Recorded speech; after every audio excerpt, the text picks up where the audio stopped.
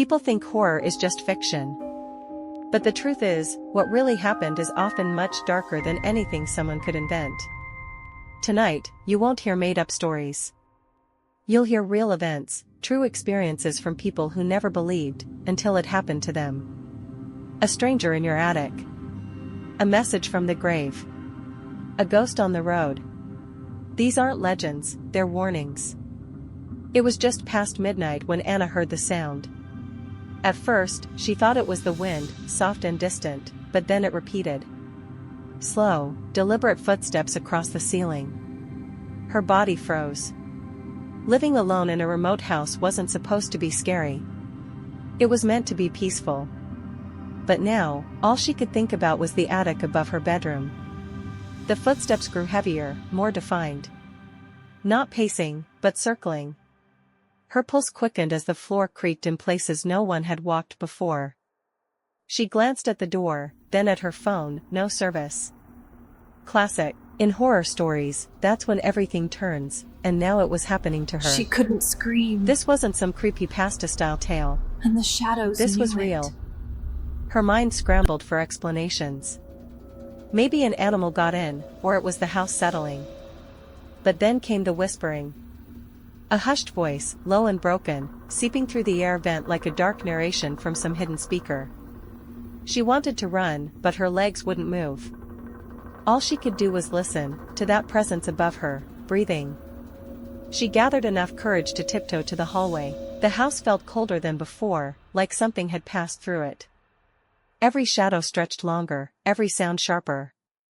As she reached for the attic cord, it swayed before she touched it. There was no draft. No windows open. Something had moved it, from above. Some doors were made When she to opened never the be attic opened door, again. the smell hit her first, like rot and metal. She hesitated, heart pounding so loud it drowned out every other sound. She climbed the first step, then the next. At the top, darkness swallowed everything. Her flashlight flickered, then revealed something she hadn't seen before, a USB camera taped under a rafter, red light blinking. She backed down quickly, locked herself in the bathroom, and called the police using her emergency Wi-Fi dialer. They arrived 40 minutes later. But by then, everything was gone. The camera. The marks on the floor. Even the attic door was closed. The officers said there were no signs of a break-in. Suggested maybe stress or grief was playing tricks on her. Days later, she found the footage on her cloud. Clips of her sleeping, walking, changing. All taken from inside her room. She recognized the angle, it was from above, through the vent. Someone had been in her attic, watching her every night. And worse, they were careful, She thought she was calculated. alone. This wasn't a random Until the stalker. eyes blinked. This was planned. She left the house within the hour. But sometimes, she still hears it. Footsteps in the dark. A faint knock on the ceiling when she stays somewhere new. She checks the vents. She checks the attic. But nothing is ever there. And yet, every now and then, her phone shows a nearby device she doesn't recognize. One labeled, Observer 01. Lydia didn't believe in ghosts, not even after her husband died. The pain was real, the grief was unbearable, but spirits? No. Until the first message arrived. It was a voice note on her phone at 2:47 a.m., no caller ID, just static at first. Then a whisper, her name, stretched and cold. A voice that shouldn't exist anymore. A voice she had buried. She played it again, over and over. It was him. Not just his voice, it was the way he used Empty to say corridor, her name when he was upset, but something was soft walking and drawn inside. out. Her chest tightened. The timestamp matched the exact minute of his fatal heart attack. Her fingers shook as she deleted the file. But the next night, it returned. Same voice.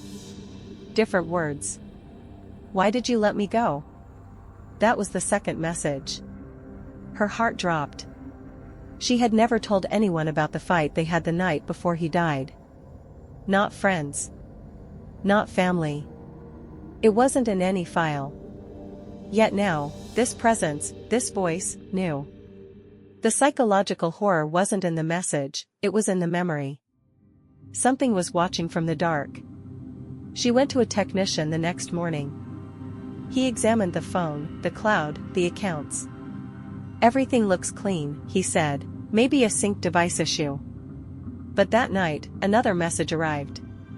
This time, a scream. Not his. Hers. The one she let out when she found him collapsed in the bathroom, gasping for air, eyes wide in terror. Lydia's home began to change. Shadows grew longer. The hallway light flickered every night at 3:17 a.m., his official time of death. Her dog whimpered in the basement, refused to go near the phone charger. Once, during a thunderstorm, she watched her screen light up by itself. Words scrolled across it, "I'm still here." No app was open. She threw the phone away. Got a new number, new carrier. But 2 nights later, her new phone buzzed. A voicemail. No transcription available. She pressed play. It was the sound of their wedding vows. Then the recording twisted, distorted, until his voice rasped, "Come back to me." Every creepy message felt more personal, more invasive.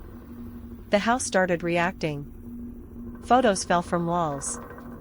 Her reflection lagged in the mirror. Once, she saw an apparition standing at the end of the hallway, his outline, soaked and decaying. She screamed and slammed the door. The police arrived and found nothing, but one officer picked up a faint male voice on his radio saying, "She knows. Lydia doesn't live there anymore. She moved across the country." But the messages still come. Different phones. Different cities. Same unseen presence. Sometimes, late at night, her screen glows on its own. And when it does, she doesn't answer. Because she knows that every time she listens, the voice sounds closer. Marcus had never believed in scary stories. He was the rational one, the kind of person who rolled his eyes at horror movies and dark narration videos. But on a foggy Friday night, while driving along a desolate highway, something changed. The road curved endlessly through the woods, empty and cold. Then he saw her. A young woman, alone, standing on the shoulder near an abandoned road. Her hand raised slowly, asking for a ride. Against his better judgment, he stopped. Maybe it was guilt. Maybe it was instinct. She got into the car without a word and pointed straight ahead. No name, no destination. Just silence. Her dress was soaked, her skin pale, and her hair clung to her face like she'd crawled out of a river. Marcus asked if she was okay, but she didn't answer. Just stared straight ahead. As they drove, something felt wrong. The air inside the car thickened, pressing against his chest. The GPS glitched, rerouting endlessly even though they were on a straight road. She finally spoke, voice brittle, "You shouldn't have stopped." Her eyes didn't move. Her lips barely parted. Marcus's skin prickled with a creeping dread he couldn't explain. A strange phone call came in, unknown number. Just static. He answered. A distorted voice said, "Turn around." He looked in the rearview mirror, but she was gone. No door slam. No footsteps. No goodbye. Just an empty seat. Panic flooded his chest. He pulled over, breathing hard, trying to understand what just happened. Then he noticed the seatbelt still buckled, and wet. He ran to a nearby diner and called the police. Officers searched the woods, but found nothing. But when they checked his dashcam, their faces paled. The woman appeared on the footage. She entered. Sat still. Then, exactly at midnight, she vanished, frame by frame. No cut. No blur. Just gone. Her body faded into air as the clock ticked over. Locals had stories.